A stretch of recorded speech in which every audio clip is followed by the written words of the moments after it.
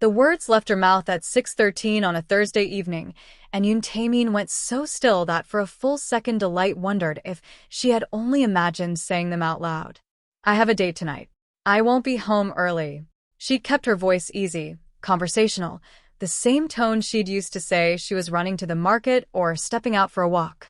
She folded the dish towel, set it neatly on the counter, and waited. He was standing at the kitchen island, the exact spot he always ended up in most evenings. Whatever moved across his face in that moment wasn't anger, wasn't surprise, wasn't any expression she'd learned to catalog in 4 months of living under his roof. It was something quieter and somehow far more alarming, the look of a man realizing in real time that he had waited too long for something he'd spent months pretending he didn't want.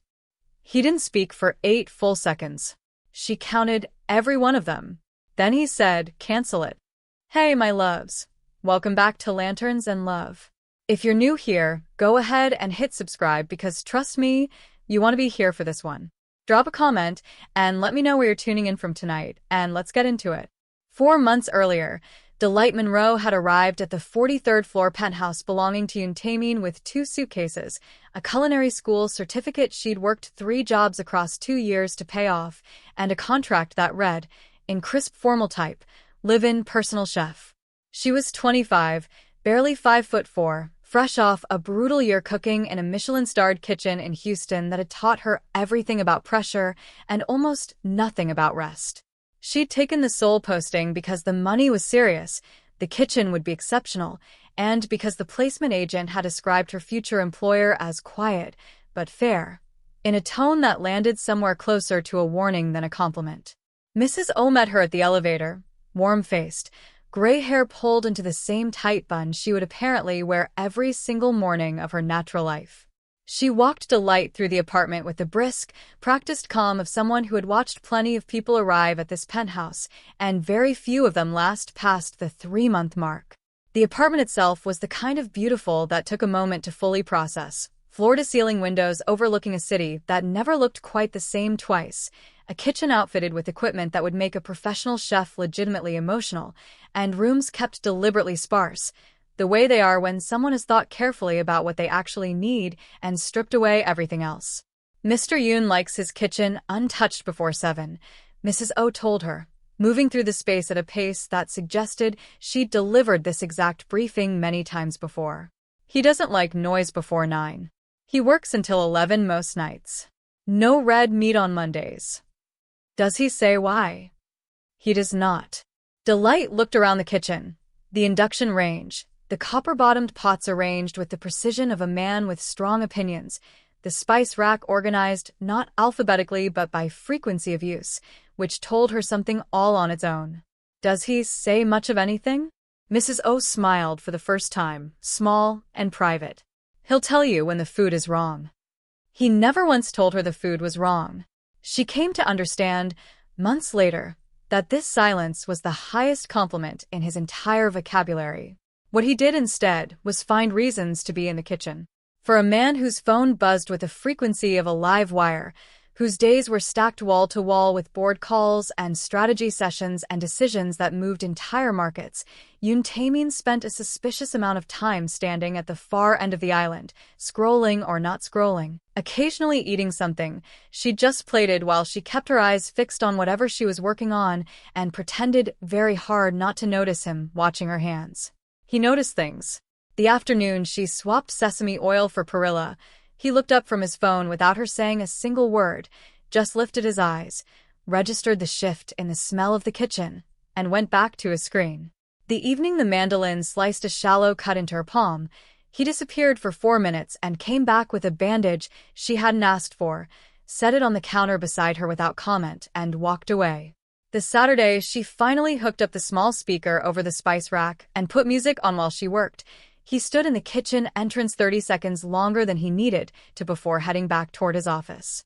Not long enough to be obvious. Long enough that she felt it anyway. She wasn't imagining any of it. She also hadn't said a single word about it. So she cooked. She kept the kitchen spotless. She learned that he drank barley tea in the evenings instead of water, that he read physical books when he was working through something difficult, and that on certain nights, Once she'd learned to identify by a particular quality of silence he carried in through the front door, he would stand at the living room window looking out over Seoul for a long while before he ever sat down to eat. On those nights, she always made soup. He never once mentioned it. But on those nights, the bowl always came back completely empty. The morning Delight decided she was officially done waiting for Yoon Taemin to catch up to whatever this was. She burned his eggs on purpose. Not badly. Not obviously. Just enough that the yolk sat a half-degree past perfect, glossy and still soft, but with the faintest crinkle along the edge. She slid the plate onto the marble island, stepped back, and watched him walk in. He was always like that in the mornings, dark hair loose around his jaw before he tied it back, still wearing the black robe he'd probably owned since his 20s, moving through his own penthouse like a man with nowhere urgent to be, which was almost funny considering he ran a company with its own dedicated column in the business papers. He looked at the eggs first, then at her, before picking up his fork. Delight kept her face perfectly neutral. "These are different," Taemin said. Not a complaint. More like a scientist noting an unexpected deviation in the data. "Good morning to you, too." He ate the rest of the plate without another word, and Delight stood at the counter pretending to rearrange fruit she'd already arranged, wondering exactly what it would take for this man to just say something. That was the problem with Taemin. He noticed everything and said almost nothing. 4 months of living under his roof, cooking 3 meals a day in a kitchen better equipped than most fine dining restaurants, and she'd learned that this man communicated primarily through silence, small glances, and a jaw muscle that twitched whenever he was annoyed. She was fairly certain she'd made that jaw muscle famous. The person who finally broke the standoff wasn't Delight. It wasn't Taemin either. It was Han Jiho, who showed up at the penthouse on a Tuesday afternoon in a sharp suit, carrying the very specific energy of a man who had decided today was the day he was going to become someone else's problem. Jiho was Taemin's oldest friend and, based on the fragments of conversation Delight had pieced together over 4 months, his most trusted right hand at Halcyon Group. He was also, she had concluded, completely exhausting. She heard him before she saw him. Jiho laughed at his own thoughts, which gave you about 3 seconds of warning. "Is she here?"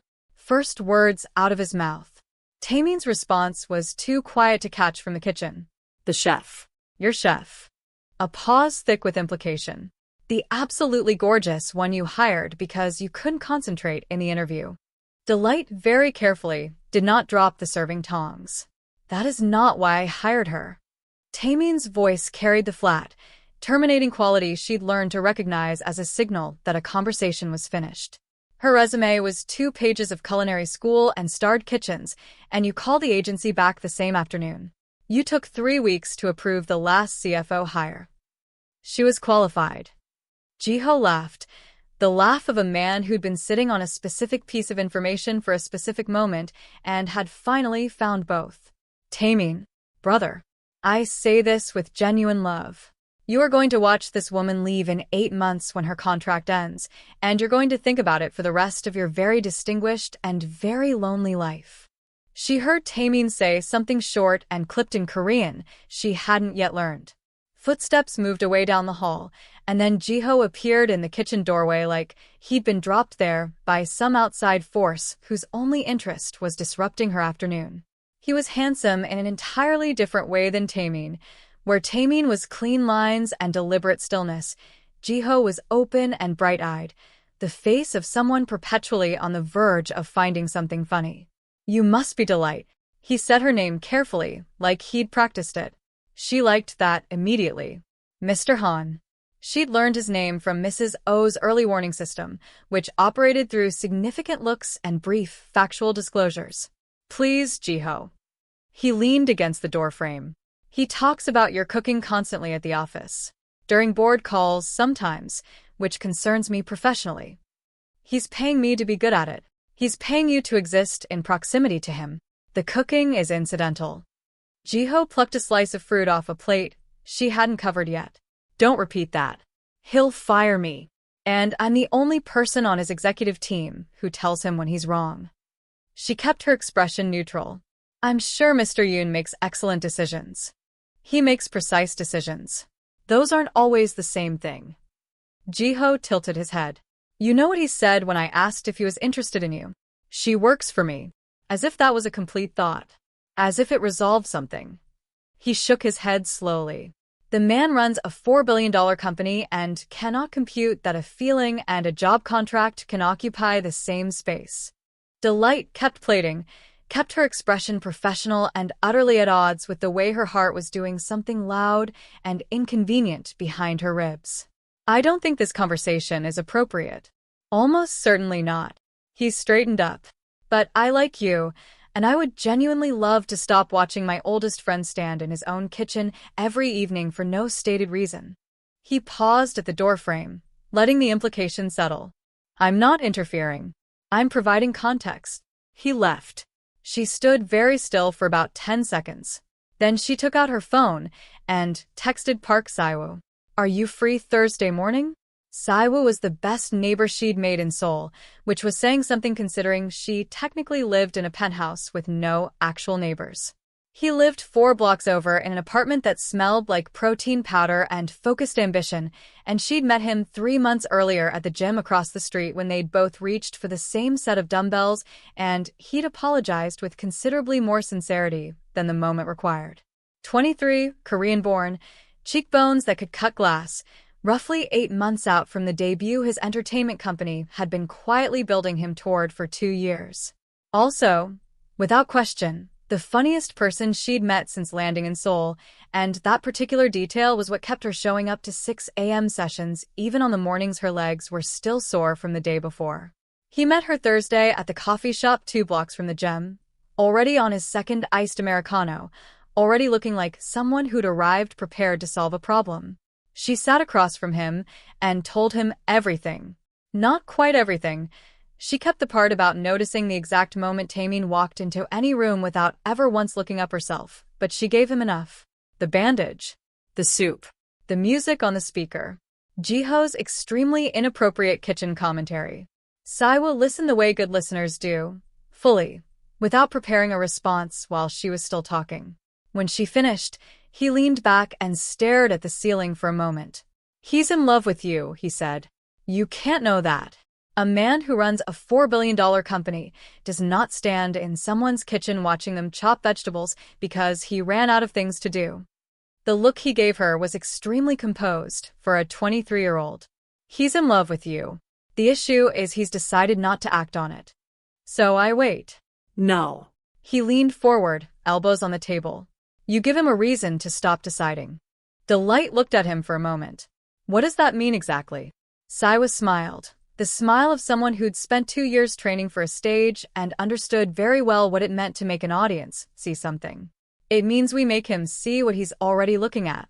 The plan, Siwoo explained Saturday morning at the gym while breathing through a set of cable rows, wasn't complicated. It didn't need to be. It just needed to be real enough to land. Small things first, he told her. Things he notices but can't directly address. Then bigger. Then the date. What date? The one that ends this. A man like that won't stay still once there's a timeline he didn't control. The first move was flowers, not from Siwoo directly. He ordered them online, had them sent to the penthouse address with no name on the card, only assigned S. 12 white tulips, which Delight had mentioned exactly once in passing at the market, and which Siwoo had filed away with the attentiveness of someone who understood that small details were the entire strategy. They arrived Wednesday afternoon. Mrs. O signed for the delivery and set the vase on the kitchen island with the professional curiosity of a woman trained to notice everything while appearing to notice nothing. These came for you, she said. Not for the house. For you. Delight pressed her lips together to keep the smile from happening in front of a witness. Taemin came home at 7 to a kitchen smelling of green onion and sesame and rain, and to 12 white tulips sitting on an island that had never once had flowers on it. He stood at the entrance without announcing himself. She knew by the particular shift in the apartment's ambient sound. She kept her back to him and kept working. Flowers, he said. Not a question. She poured batter into the pan, and it sizzled immediately. She'd learned to make this dish specifically because he'd once mentioned, only once, that his grandmother had made it on rainy days. It had been raining since morning. From a friend. The silence that came back was different from his other silences. Not the processing kind, not the waiting kind, but something that sat lower and carried more weight. I didn't know you'd made friends here. 4 months is enough time. She flipped the pancake. He's from the neighborhood. Park Siwo. Same gym. She said it the way you give information someone asked for, flat, factual, no performance. She expected a follow-up question, or the sound of him leaving. Instead, nothing. She finished the dish, plated it, carried it to the counter, wiped down the pan, and when she finally turned around, he was still standing in the entrance, not looking at her, but looking at the tulips. He stood there a few more seconds. Then he turned and walked toward his office without a word. No goodnight, just the quiet click of his door at the end of the hall. Delight stood at the stove. The satisfaction she'd planned on drained away and left something far less comfortable in its place, something she realized hadn't gone at all the way she'd imagined. Jiho called Taemin at 9 the next morning, which Taemin answered in the elevator on his way up to the 43rd floor. Something happened, Jiho said without preamble. Good morning. You have expression number 8. I can hear it. Taemin stepped off the elevator and walked past his assistant's desk toward the glass-walled corner office. I have the same expression I always have. You have 12 expressions, and I have cataloged all of them. Number 8 is something has happened, and I am processing it without speaking. Jiho was already in his usual chair, the one nearest the window. Tell me. Someone sent Delight flowers. A careful pause. A man from her gym. People send people flowers, Taemin. It's a completely normal human behavior. She kept them on the kitchen island. Jiho looked at him for a long moment. You're telling me this because it's bothering you. I'm mentioning it. You don't mention things. You're a man of meaningful silences. He leaned forward. If you have feelings for this woman, and I am entirely certain you do, and you say nothing because you've decided the situation is complicated, then this Park Siwa simply arrives and does the things you won't do. I didn't say he sent them, because he's interested. You didn't have to. You brought it up. Jiho stood. Board meeting in 20 minutes. But Taemin. He paused at the doorframe the way he always did. She makes you your grandmother's rice cakes on rainy days without being asked. I need you to sit with what that means. He left. Taemin looked at his open laptop for 45 seconds before he made himself read anything on the screen. 2 weeks after the tulips, Siwa took her to Insadong on her half-day, his idea, the reasoning being that the next piece needed to be something Taemin could actually see on her, not something delivered to the door. They walked the craft market for an hour in the mild autumn air, Siwa pointing things out and asking her opinion with the careful attention of someone conducting real research. He found the bracelet at a small booth near the center of the market. Brass, hand-hammered, a single garnet stone set low in the band, simple and real, chosen by someone who'd been paying close attention. This one, he said. Siwa, you don't have to. Structural investment in my neighbor's happiness. He paid before she could argue. Also, visual evidence is important. Your boss needs to see it. He clasped it onto her wrist right at the stall, and she held her arm up and looked at it in the market's canopy light. It caught more beautifully than its price tag warranted. Thank you, she said, and meant the full weight of it. He waved her off. I'd love a slice of your grandmother's sweet potato pie when this works out. She pushed open the penthouse door later that afternoon to find Taemin at the dining table, not his office, the actual table, spread with documents. Reading glasses she hadn't even known he owned pushed up on his forehead, laptop open to something dense with figures. He looked up when she came in. She was headed toward her room. She didn't change her path. New bracelet, he said, from 12 feet away, through the open living area, without her angling toward him or drawing any attention to her wrist at all. She stopped and turned slowly. Siwa found it at Insadong this morning. We went together. He took his glasses off, set them on the table. You went together. We're friends. It's what friends do on Saturdays. He looked at her from across the room with that quality of attention she'd always found difficult to hold. Not aggressive, not warm, just entirely present, like she was the only thing in the room worth his full processing power. It suits you, he said. Then he put his glasses back on and looked back down at his documents. She stood in the hallway entrance 1 moment longer than she needed to. Then she went to her room, sat on the edge of her bed, and looked at the garnet catching the afternoon light, and thought. That was the exact reaction she'd been engineering, and she had absolutely no idea what to do with how it actually felt. The following week, Saiwa called her on a Wednesday evening while she was prepping for the next morning, talking at the comfortable length of a friend catching up after a long day, which is exactly what he was doing. She hadn't realized Taemin was in the living room. His office light was usually off by 9, and she'd assumed he was in for the night, but she heard a chair shift, a book set down, and understood he was closer than she'd thought. So, she let the conversation run. She laughed at something Saiwa said about a choreography move that kept going wrong in rehearsal. He described it earlier in the week, and it was somehow funnier the second time around. She told him about a little market she'd found near the river. She asked about his parents back in Busan and listened to the whole answer, without cutting it short. An hour and 12 minutes, she checked afterward, because she wanted the number. When she finally said goodnight and set the phone down, she walked to the kitchen for water and found Taemin already there, glass in hand, looking at the middle distance with the expression of a man who had been standing in one spot considerably longer than made any sense. "Did the call bother you?" she asked. No. He drank his water without moving from the spot, which was its own kind of answer. "He's a good person," she offered, mostly because the silence needed something in it. "Funny, too. You mentioned that, didn't you?" He set his glass down a fraction harder than necessary. "Good night, Delight." She watched him walk down the hall. After his door clicked shut, she stayed where she was, one hand still on the counter, turning over those 3 words. You mentioned that, and what it meant that he'd been keeping count. The following Monday, Jiho walked into the office with 2 coffees and an expression of personal amusement he had apparently been building all weekend. "My source tells me your chef has been receiving attention," he said before he'd fully sat down. "Your source?" "Mrs. O, and I have an arrangement." He set one of the coffees on Taemin's desk. "A bracelet from Insadong. Phone calls that last over an hour. This Park Saiwoo is thorough. Are you here for a work reason?" "I am always here for a work reason.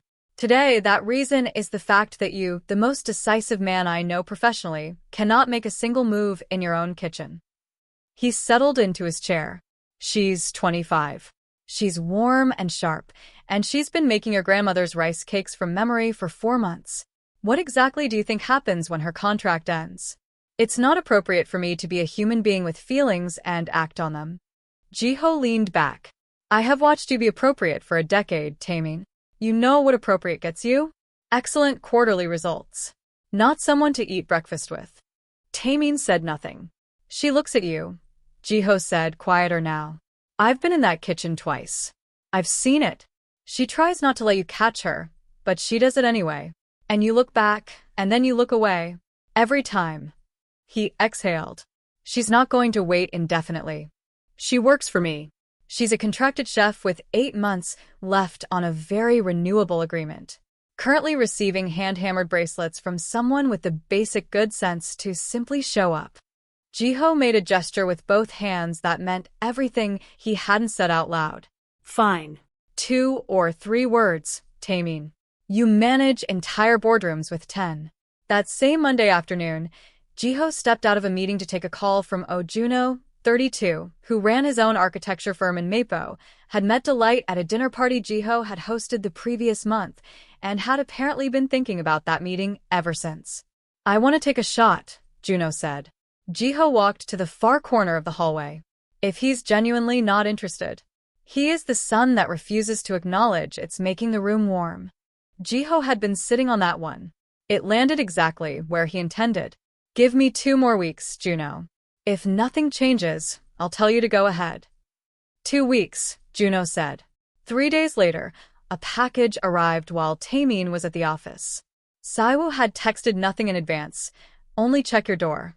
A padded envelope was propped against the frame, her name in his handwriting on the front.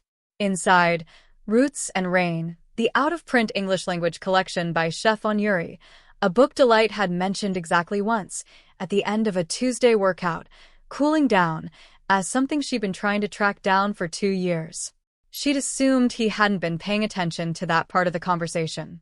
He'd found a used copy at a bookshop in Hongdae and shipped it overnight. Inside the front cover, in his handwriting, "For the best cook I know in Seoul and the most stubborn. Figure it out. S." She read it twice in the hallway. Then she carried the book inside, set it on the kitchen counter open to the table of contents, and went about her morning without examining too closely why she left it there in plain view. Taemin came home that evening and registered the book before he'd fully crossed into the kitchen. He picked it up with the deliberate attention he gave unfamiliar things, turning it over, reading the spine, then opening it to the front page. Delight was at the sink with her back to him. The silence while he read was different from his other silences. She could feel the quality of it change. "He inscribed it," Taemin said. He did. "Figure it out." He said the words aloud, level and careful, like he was testing them for a second meaning. She turned off the tap and turned around. He was still looking at the page.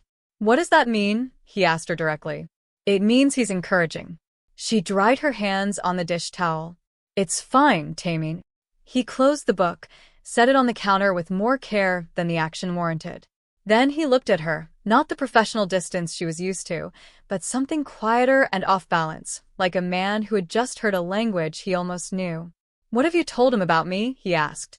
The directness of it took her half a second to absorb. "Nothing you'd object to." "That's not an answer." "It's the one I have." She picked up the book, tucked it under her arm, and walked toward the hall. "Good night." She made it all the way to her bedroom before she let herself exhale. The following Saturday, a woman arrived at the penthouse at 3 in the afternoon with a bottle of wine and the particular certainty of someone who had never in her life needed to ask permission to enter a room. Her name was Han Seoyeon, and Delight knew who she was before Mrs. O finished the brief, loaded introduction that communicated considerably more than the words themselves. Beautiful in the effortless way of women who have known it their whole lives and organized their entire presentation around the fact. From a family in Taemin's social world. There had been some expectation from parents, from proximity, from the assumptions that build up around two people who've known each other since childhood, that she and Taemin might eventually make a certain kind of sense together. Whatever the expectation had been, it had never once been his. She came into the kitchen while Delight was prepping, leaned against the doorframe, and looked at Delight the way certain women look at things they're in the process of assessing. "You're the American cook, Delight." She kept her hands moving. "Can I get you anything? Mr. Yoon's on a call. He told me to wait." She came further into the kitchen without being invited, which was a choice that communicated something. "How long have you been here?" "For months." "He speaks well of you," said like a fact that inconvenienced her. "He doesn't usually speak about staff." "He's been kind." Delight's hands kept moving. Seoyeon's eyes dropped to the garnet bracelet at Delight's wrist, catching the kitchen light as she worked. Something in her expression shifted. Not warmth. "That's lovely. A gift from a friend." Delight smiled at her, polite and real, communicating absolutely nothing beyond pleasantness. Seoyeon studied her a moment longer, then straightened, smoothed the front of her jacket, and turned toward the door. At the frame she paused and looked back.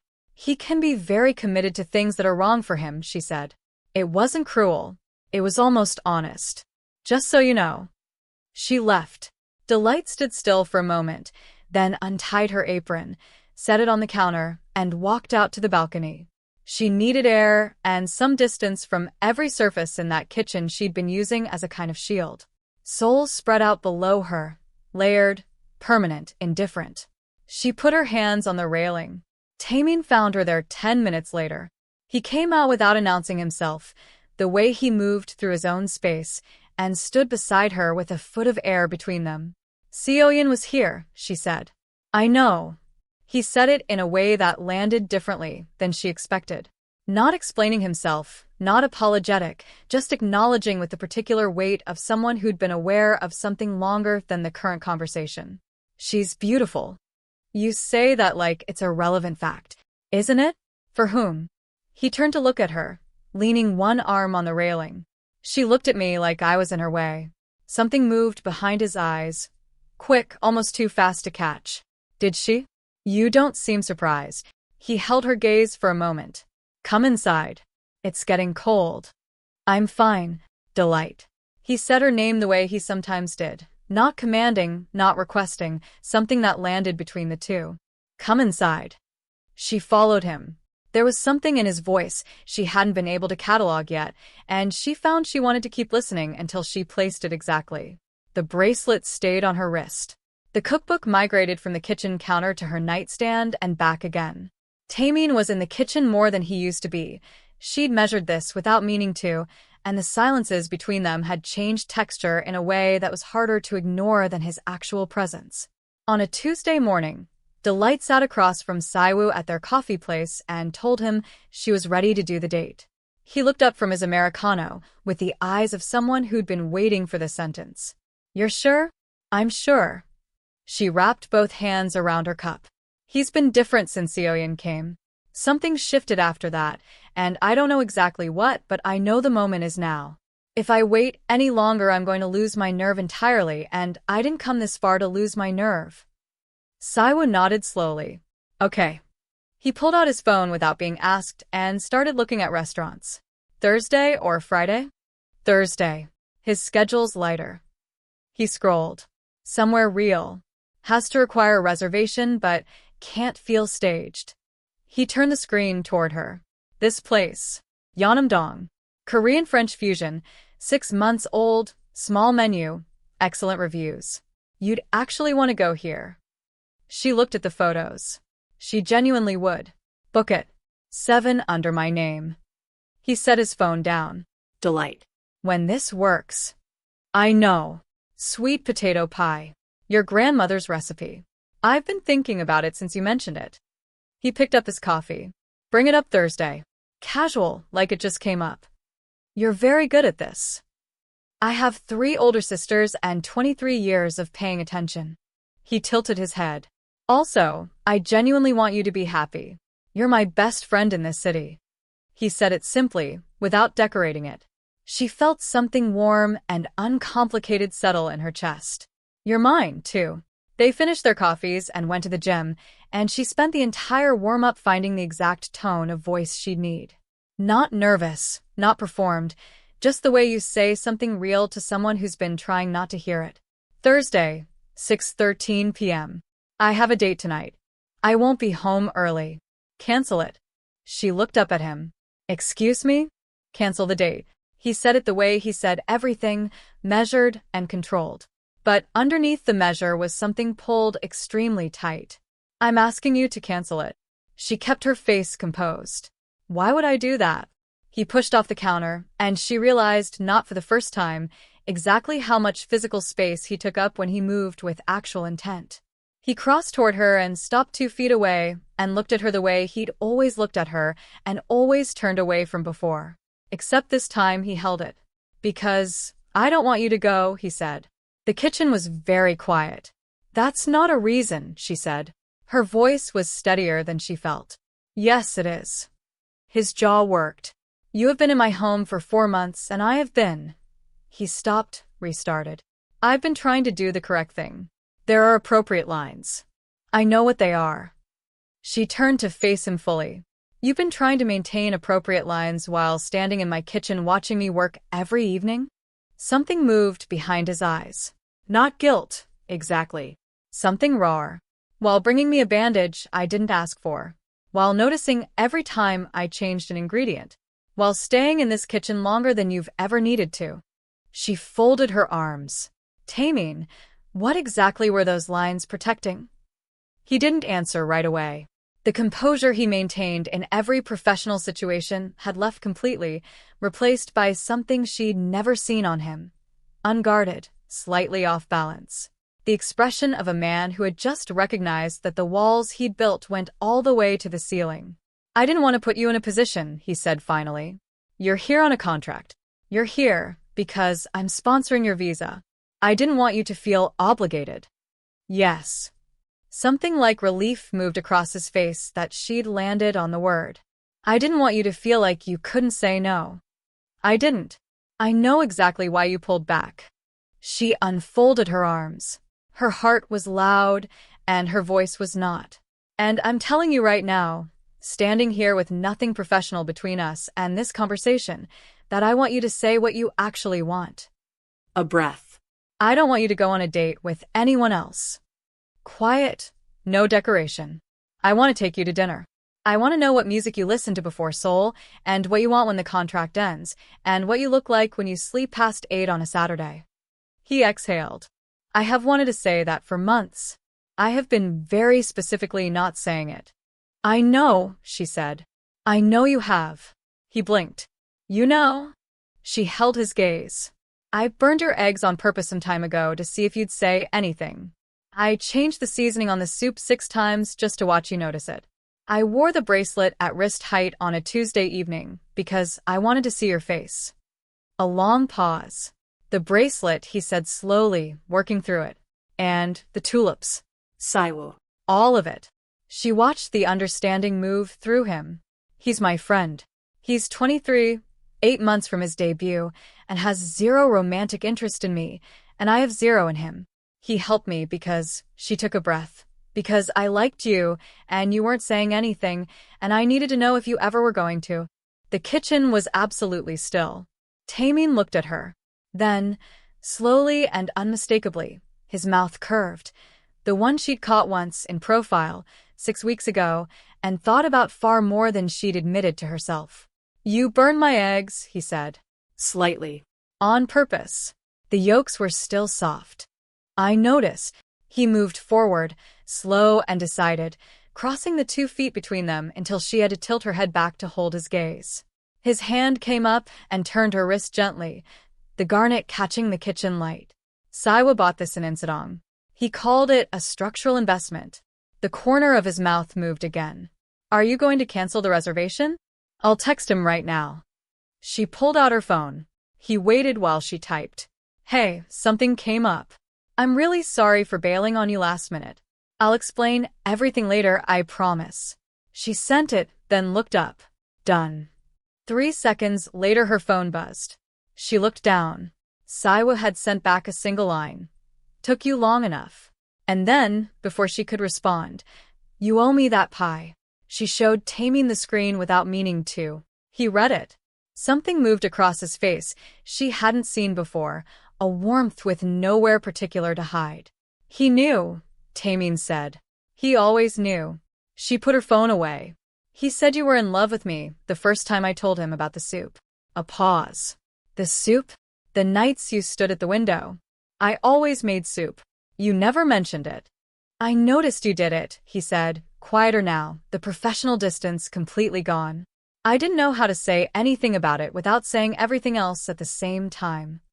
I should take you somewhere better than wherever Saiwoo booked, he said. He booked Maison in Yeonnam-dong. I know the chef there. He let her hand go, but didn't move back. I can get a table Saturday. Saturday works.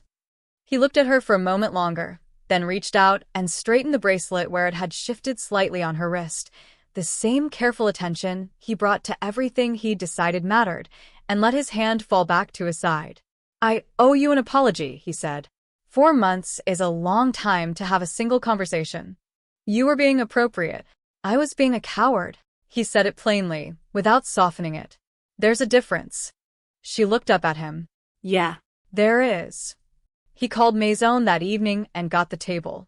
He told her Friday morning in 3 sentences on his way out the door. No preamble, which was so entirely him that she stood in the kitchen after he left and let the laugh happen quietly, with no one there to hear it.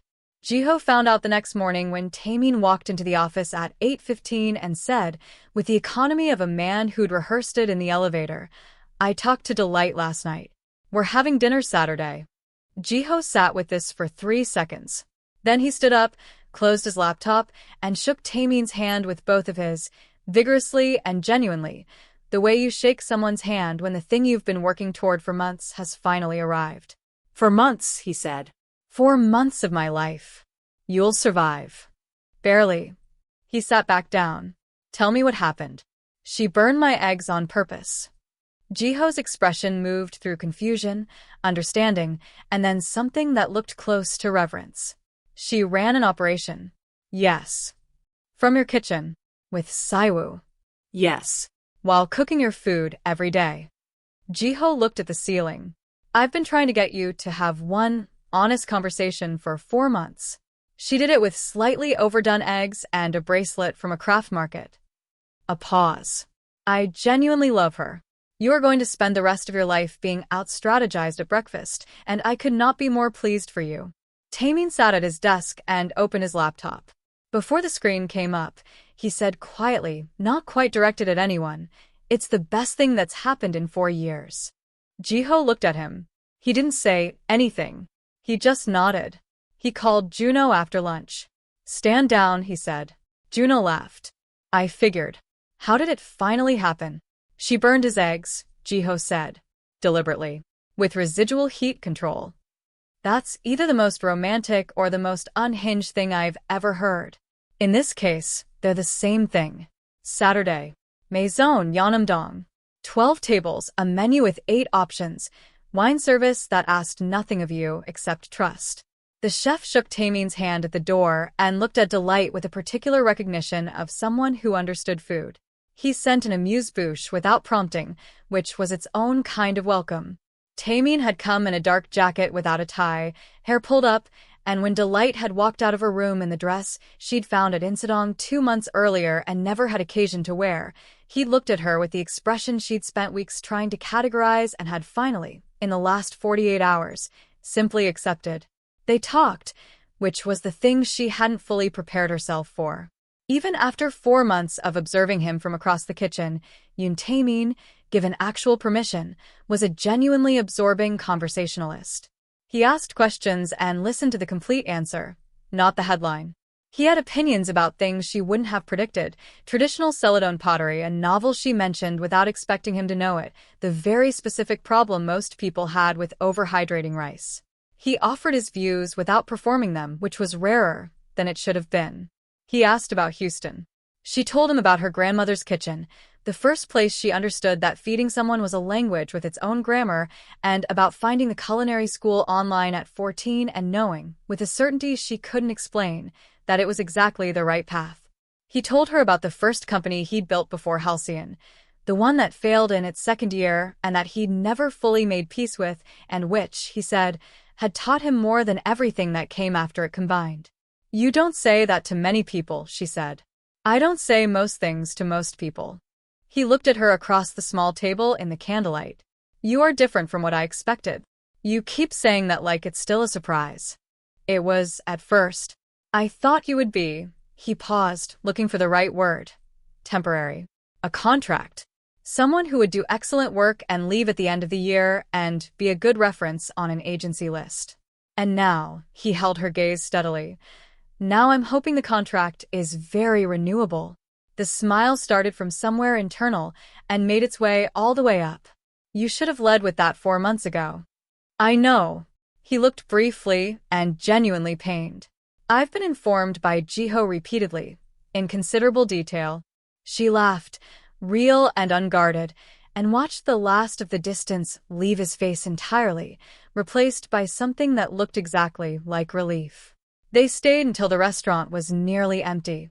The chef came out near the end of the evening, and the 3 of them talked for half an hour about technique and sourcing, and the particular difficulty of making Korean vegetables behave in a French preparation. Taemin sat beside her and drank his tea, and watched her the way he had always watched her. Except now, when she caught him at it, he didn't look away. In the car home, Seoul moving past the dark windows, he reached over and turned her hand palm up on the seat and held it. The same unhurried attention he'd brought to the bandage, to the bracelet, to every small thing he'd noticed and never once said anything about. Simple. Decided. "Saiwoo is going to want every detail," she said. "Tomorrow." His thumb moved once across her knuckles. "Tonight, just this." She looked at him, dark hair catching the streetlight, the profile she could have drawn from memory by the end of month 2. His expression finally opened in a way that was almost more than she knew what to do with. "Yeah," she said. "Just this." Sunday morning, her phone lit up 3 seconds after she texted Saiwoo. "It worked. I knew it. I told you." "How did it go?" "Tell me everything." "Also, I want that sweet potato pie by next week." She was laughing at her phone in the kitchen when Taemin appeared in the doorway in his robe, hair loose, wearing the expression of someone deliberately not reading the room. "Saiwoo," he asked, claiming his payment. She set the phone face down. "He's very pleased with himself. He should be." Taemin moved to the island, his place now. She'd started thinking of it, claimed over 4 months of standing there for reasons he'd never once stated aloud. "Invite him for dinner this week." She looked at him. "You want to thank the man who ran a jealousy campaign in your kitchen and helped you find a way to have a conversation you should have started months ago?" He looked at her without any deflection in it. Yes. "I want to thank him." She reached past him for the coffee mug she'd left out, and neither of them stepped back from the closeness, which was new and also not new at all. "You're different from what I expected," she said. "When I took this job," she went on, "what did you expect? Someone quiet, particular, difficult." She poured. "I didn't expect you to be worth it. A moment of quiet. Neither did I expect any of this." The eggs helped. The corner of his mouth moved, small and unhurried. He looked at her sideways. She looked back. Outside, Seoul was loud and layered and entirely indifferent. But the kitchen was warm and unhurried and hers, in a way it had always been, becoming something more than that now. She started breakfast. He stayed at the island. The barley tea was already steeping. She'd started it before he came in, knowing he would. She slid a plate across the counter toward him. "Eggs." "Yolks set this time, perfectly." He looked at them, then at her. "These are right." "I know. I've always known how you like them." He picked up his fork. Then, without looking up from the plate, in the same tone he used for everything he decided to say, "Seoyeon." She set her coffee down carefully. "What about her?" "She didn't come on her own Saturday." He said it the way he said things he'd committed to saying, plainly, without cushioning. "I asked her to." The kitchen was quiet in a way it hadn't been a moment ago. "You asked her," Delight said. "I wanted to see how you'd respond to another woman in the apartment. To a certain kind of," he chose his word, "pressure." She looked at him for a moment. Then she looked at the ceiling. Then she looked back at him. "You ran your own operation. A smaller one. You had her say that thing at the doorframe. He can be very committed to things that are wrong for him." That was her own addition. She improvised. Of course she did. Delight put both hands flat on the counter. "So you, while I was running a plan to make you jealous, were running a plan to see if I'd get jealous." Yes. At the same time, as it turned out. She stared at him. She stood there in the kitchen on a Sunday morning in Seoul, looking at this man with his dark hair and his barley tea and his 4 months of pretending he wasn't paying attention to everything, and she let the laugh come and watched his face do the thing it did when she laughed, that particular unguarded opening she'd been thinking about since the restaurant 2 nights before. "Seoyeon improvised," she said again, still laughing. "Do she and I need to have a conversation? She texted me last night. She said, and I'm quoting directly, she's the right one. Don't ruin it." "Oh, she sounds like Jiho." They've always gotten along. He picked up his fork again. "We're even." Delight picked up her coffee. She thought about the tulips and the bracelet and the phone calls and the cookbook and all the careful, elaborate machinery of the past 2 months. And then she thought about Taemin walking into the kitchen with a bottle of wine and a prepared speech about men being committed to wrong things, and she thought about Yoon Taemin sitting somewhere in this apartment orchestrating it while she was busy orchestrating him. "We are absolutely not even," she said. "Yours involved a co-conspirator who freelanced. Mine involved a K-pop trainee and a bracelet from a craft market and tulips and a phone call that lasted over an hour and a cookbook with a handwritten inscription." He ate his breakfast. She drank her coffee. Outside, Seoul kept going, enormous and indifferent, and between them the kitchen was warm and ordinary and exactly right. 2 people who had spent 4 months watching each other with great care, finally, in the same room, without the performance of not doing it. "Saiwa wants his sweet potato pie by next week," she said. "Make enough for 4. He stood up from the island with his empty plate.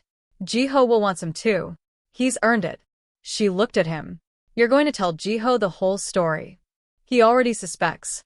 He'll enjoy hearing he was right. He's going to be insufferable about it." "Yes." He carried his plate to the sink with the ease of someone who had decided a long time ago that certain rooms were his to be comfortable in.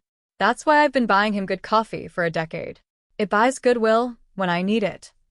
Delight looked at this man, her employer, not her employer, something she didn't have a clean word for yet but wasn't in any hurry to name, standing at her sink in his robe on a Sunday morning, entirely unbothered, and thought about all the ways she had failed to predict how this would feel when it finally arrived.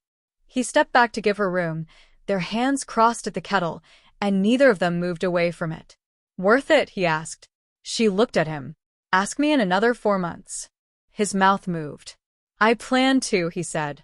6 months later, the penthouse kitchen looked mostly the same, except the spice rack had grown a shelf, and there were 2 mugs by the kettle every morning instead of 1, and Mrs. O had stopped bothering to brief anyone about the 7 o'clock rule because there was no longer anyone she needed to protect the kitchen from before then.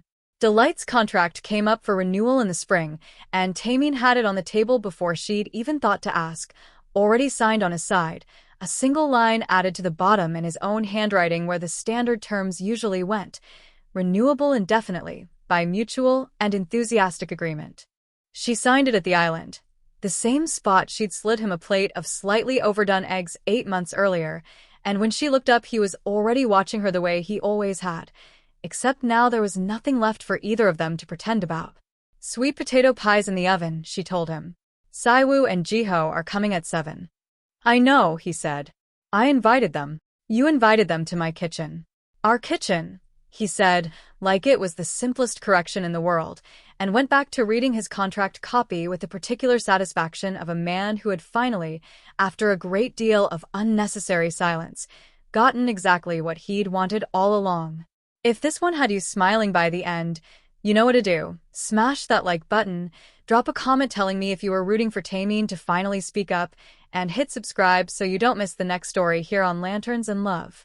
Your girl Delight came to Seoul with 2 suitcases and a chef's knife and left with a billionaire who finally learned how to use his words. Thank you so much for watching, and I'll see you in the next one. Love you all.